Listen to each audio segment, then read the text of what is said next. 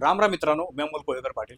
नाशिकमध्ये अशोक खराचं प्रकरण बाहेर काढून एका बाजूला सगळी मीडिया अशोक खराच्या मागे पळत असताना दुसऱ्या बाजूला नाशिकमध्ये जो 2027 साली जानेवारी महिन्यामध्ये जो कुंभमेळावा भरणार आहे, या कुंभमेळाव्यासाठी नाशिकमधली अनेक झाडं जी 500-1000 वर्षापूर्वीची झाडं, जुनी झाडं आहेत, ही झाडं तोडायचा घाट नाशिक प्रशासनाने जो घातलेला आहे तो त्यांनी यशस्वी करून दाखवला.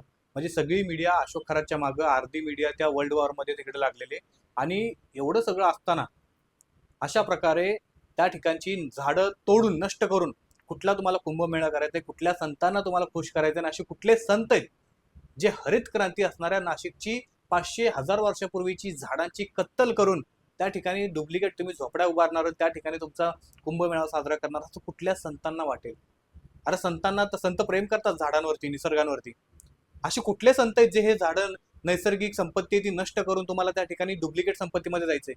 अतिशय भयानक गोष्ट आहे. नाशिकमध्ये ज्या पद्धतीनं झाडांच्या कत्तली सुरू आहेत आणि भाजपच्या काही दलालांकडनं, खरं तर दलाल आहे ते दलाल, या दलालांकडनं व्हिडिओ बनवले जात आहेत की कशा प्रकारे नाशिकच्या तोडलेल्या झाडांची भरपाई म्हणून नाशिकमध्ये अनेक इतर झाडं लावलेली आहेत. अरे बावळटानो, तुम्हाला एवढी अक्कल नसेल तर तुम्ही वाटीभर पाण्यामध्ये तुम्ही ना जे काय करायचे करून घ्या. जर तुम्ही 500, 1000, 200, 300 वर्षापूर्वीच्या झाडांची कंपॅरिझन तुम्ही जर या काल लावलेल्या झाडांसोबत करत असाल तर ही झाडं त्या 200 वर्षांची होईपर्यंत किती कालावधी निघून जाणार आहे? आज ही जी झाडं ऑक्सिजन देत आहेत त्या नाशिकला, तितकं ऑक्सिजन देण्यासाठी काल लावलेली झाडं त्यांना किती काळ लागेल? आणि हा कुठला अल्टरनेटिव्ह तुमच्याकडे पर्याय आहे की 200, 250, 300, 500 वर्षापूर्वीची झाडं तोडून तुम्ही नवीन झाडं लावणार? अरे काय संबंध आहे?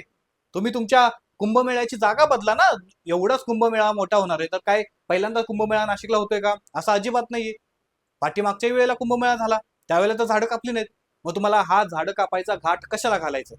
दुसरा एक मुद्दा, नाशिकमधल्या एका व्यक्तीचा एक ऑडिओ रेकॉर्डिंग व्हायरल झालेली आणि ऑडिओ रेकॉर्डिंग अतिशय भयानक आहे.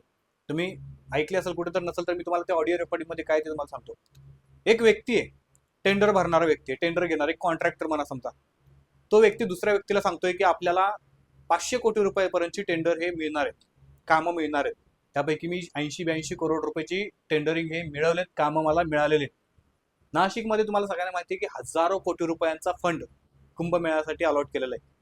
केंद्राचा असेल, राज्याचा असेल, पण नाशिक महानगरपालिकेचा असेल आणि इतर CSR फंड वगैरे असेल.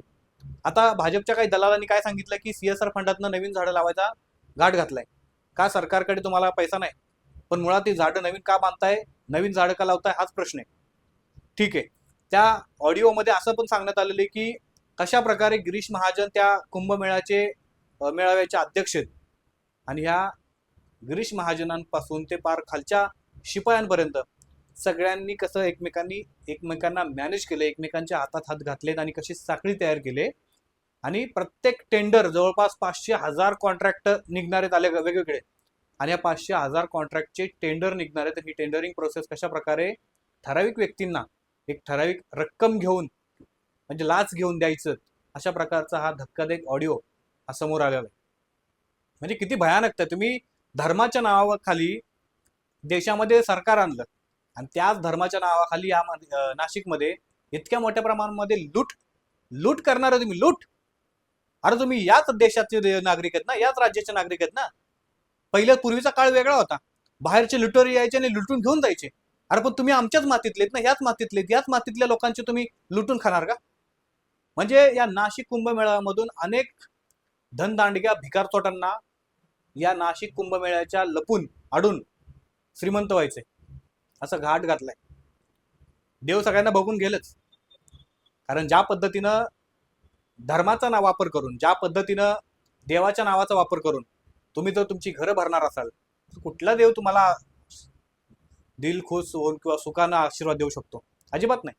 त्यामुळे तुम्हाला जर असं वाटत असेल की या कुंभमेळ्याच्या आडून धंदा करू शकतो आम्ही अरबपती होऊ शकतो, करोडपती होऊ शकतो, परंतु तुमच्या उभ्या आयुष्यामध्ये कधी तुम्हाला सुख मिळणार नाही. कारण तुम्ही त्या ठिकाणी जिवंत असणाऱ्या झाडांच्या कत्तली केल्या. त्यामुळं कधीही त्या ठिकाणी असणाऱ्या झाडांचा शाप हा तुम्हाला लागल्याशिवाय राहणार नाही.